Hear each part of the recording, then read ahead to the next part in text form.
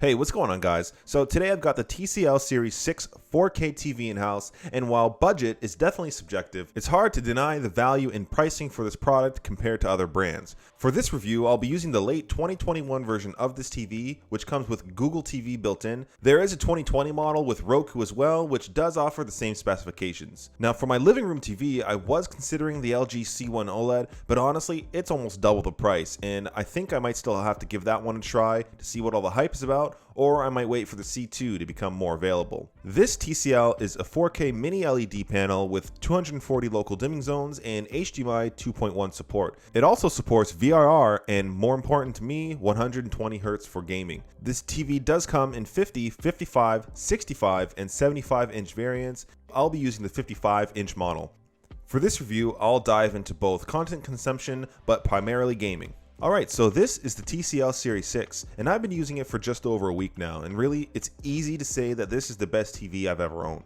My previous TV was a tiny 42-inch LG 4K, which did the job, but it simply was so tiny, and I can't say it performed nearly as well as this. With the newest generation of console gaming well underway, I've been able to test both the PlayStation 5 and the Xbox Series X on this TV, and I can't say it enough how great the experience has been. In terms of pricing, it's hard to beat, coming in around $700 US, give or take, and compared to the popular mentioned C1 OLED at $1,100 or Sony's A90 series at $2,200, it's hard to deny the value here. And if you are interested in checking out this TCL TV, there is a link below in the description. Now, out of the box, I was actually surprised by the build quality of this TV, and it's actually a massive upgrade from the plastic of my last LG. The body is a beautiful brushed metal with these nice bezeled edges, and the Google Home speaker at the bottom is a subtle, nice touch with a fabric finish. And honestly, the feet of this TV are a low-key gem. The little flap and the legs are so nice to have for cable management. So in terms of specs, this TV is a mini LED panel, which I personally feel is the next best thing after OLED displays. While not perfect at all, this allows the display to show deeper blacks while maintaining brighter whites. That alone helps massively when showcasing HDR content, and the image is really beautiful on this TV. In terms of inputs, you have 4 HDMI, 2 of which are 2.1 support, which allows 4K gaming at 120 Hz on the new generation of consoles. This by far is the main reason why I picked up this TV. And of course, this is a 4K display and supports Dolby for both content and gaming, as well as HDR10. In terms of the user interface, this is either very special or not at all, depending on how old your current TV is, but the Google TV UI is simple with all the popular apps. The TV has a built-in microphone to use with the smart home features, commands, or simply turning on or off your TV. There is a mic switch on the back side of the TV if you do want to turn that off for privacy reasons. For me, I've been well integrated into Google Home for years, so having it built into my TV will allow me to relocate my living room Google Home to another room. For settings and stuff, there's really not much else to it. You can change your image settings, color saturation, brightness, sleep timers, and more. Now, getting into gaming, this is what really blows me away, and that I can't stress enough. As a PC gamer already used to high refresh games, it's such a nice experience finally being able to experience the same level of refresh with a couch and a controller. And over the last week, I spent some time playing both Xbox Series X as well as PS5. Both of these systems, of course, support VRR, 4K gaming at 120, and most importantly, a really good time. And off the bat, I noticed with either system, the TV will pop into gaming mode, which is nice. This increases the power consumption of the TV, but it reduces latency on the display while gaming, and the TV is smart enough to know when you're actually gaming and will pop in and out. And starting with the Xbox Series X, this was lucky timing for me, but I was actually able to hop onto Call of Duty Vanguard for the first time during their free multiplayer trial, and really this game ran so smooth. And I haven't played COD since Black Ops 3 on my old potato PC, so this was such a nice return. COD is actually super fast paced as well, which is nice to test the high refresh. There were no noticeable screen tearings or graphical issues either. This dumb trial might end up costing me money. Vanguard was such a good time. And moving over to an Xbox original and my recent go-to shooter, Halo Infinite. And similarly to COD, it ran at an exceptional 120 Hz, but unlike COD, I'm actually half decent at this game, and I find myself spending more time gaming on 4K TVs now versus my PC setup. Outside of shooters, I spent some time playing Dirt 5 and It Takes Two. Dirt 5 performed as expected, 120 Hz right away at a native 4K. That's super impressive really, and it gets me excited for the future of racing games. Now, something my wife and I simply couldn't really enjoy before was split screen gaming. Split screen on a 42-inch is just so small, so having this 55-inch is actually such a big upgrade.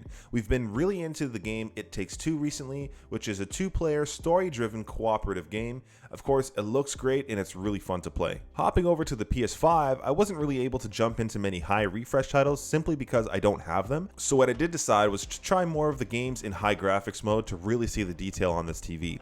And first off is the new Horizon Forbidden West, and seriously, the detail in this game combined with this TV just blow me away. Even off high graphics mode, the performance mode is smooth and absolutely seamless. Having a display like this really has me immersed into story-based games. It's like you're playing a movie. The second game I tried was the new gen update of Cyberpunk 2077, which has some darker scene areas. This really showed me the HDR capabilities and the colors of the TV. Zero complaints. And finally, I did dabble with Fortnite Zero Build at 120Hz, and honestly, I'm just so bad. Maybe with some more practice, I can last more than 1 minute. So gaming was obviously amazing, and I'm looking forward to gaming more, but this TV is also amazing for content consumption. For apps, you've got all the popular ones like Netflix, Disney+, Prime, YouTube, and more. All of these are native apps through Google TV, so they work perfectly. As well, voice commands through Google is such a nice touch. In terms of image quality, the 4K HDR supported content looks great. I really can't complain at all. I am more of a gamer versus a content consumer, but when I do watch anything, the image is noticeably better than my last TV. I do use this TV at around 50% brightness, which is right next to a window, so reflections aren't that big an issue. Viewing angles next to a window though can still suck, depending where you sit. My living room only has seating head on, so luckily there's not much issue with that. I'm sure if I bumped up the brightness it would fare a little bit better, but anything above 70% seems a little too bright. And overall, HDR content looks great, and I was surprised how deep the blacks were considering this isn't an OLED panel. And going back to ports, you have 4 HDMI, 2 of which are 2.1 supported. You've got 2 USB ports, AV input, an optical input, and a cable port. I really wish this did come with 4 2.1 HDMI ports. I don't know why manufacturers do this. If you do plan to hook up a sound system through the EARC HDMI, there goes one of your 2 high refresh ports. So if you're looking to have 2 consoles and a sound system, consider a 4K 2.1 HDMI splitter or switch. And for the remote, it's fine. It's nothing special really. If you don't want your TV's microphone on all the time, you can use the Google Home button on the remote for voice commands and smart home features. Outside of that, the buttons on the remote are a little unintuitive with their labeling, but again, it works fine. One thing I wish the remote had was a dedicated input button. And not that it's easy to capture, but this TV does have 2 8-watt speakers, which for me is plenty loud. I do live in a townhome, so I won't be likely blasting these anyways, but eventually I will be getting a surround system. But for us out of box, this sounds great for gaming, movies, and definitely music. Here's a quick sound demo.